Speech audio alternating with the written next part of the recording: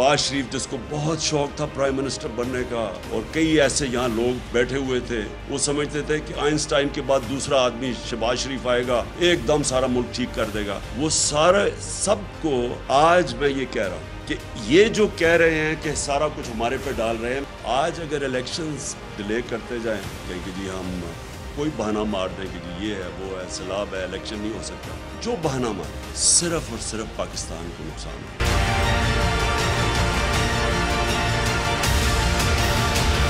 दीवार से लगाया जाता रहा तो आवाम को एहतजाज की कॉल देंगे। इमरान खान ने इम्पोर्टेड हुकूमत को वार्निंग दे दी, कहा हमें दीवार के साथ लगाया जा रहा है, अगर ये इसी तरह चलते रहे तो फिर हम ज्यादा सब्र नहीं कर सकते और आवाम को एहतजाज की कॉल देंगे। चेयरमैन PTI ने कौम से खिताब करते हुए कहा कि इंतखाबात में ताखीर से पाकिस्तान को नुकसान होगा। शहबाज शरीफ के पास सिवाय पैसे मांगने के कोई प्लान नहीं है। जिस तेजी से हमारी मईशत नीचे जा रही है इससे मुझे खौफ आ रहा है। इमरान खान ने कहा कि मौजूदा हुकूमत की पाकिस्तान और बाहर कोई वक़्त नहीं। हुकूमत ने कहा था कि IMF किस्त आने के बाद हालात बेहतर होंगे, लेकिन इस वक्त मुल्क में तारीखी महंगाई है। इमरान खान ने कहा कि शहबाज शरीफ को FIA केस में सजा होने वाली थी, उसकी 60% काबीना जमानत पर है, ये सिर्फ अपने केसेस माफ करा रहे हैं, उनको पाकिस्तान की कोई फिक्र नहीं। कप्तान ने सदर नून लीग पर तनकीद करते हुए कहा कि शहबाज शरीफ को आइंस्टाइन समझ रहे थे कि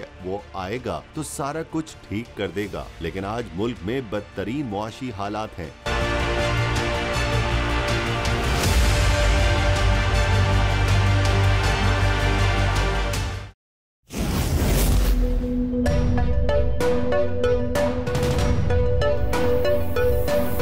यहाँ सबको सिर्फ 1 मिनट मिलेगा। And your time starts now.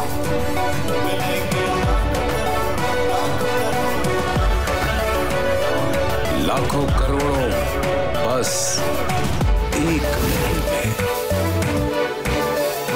तो जीतो 1 मिनट में, जीतो 1 मिनट में, जीतो 1 मिनट में, जीतो 1 मिनट में।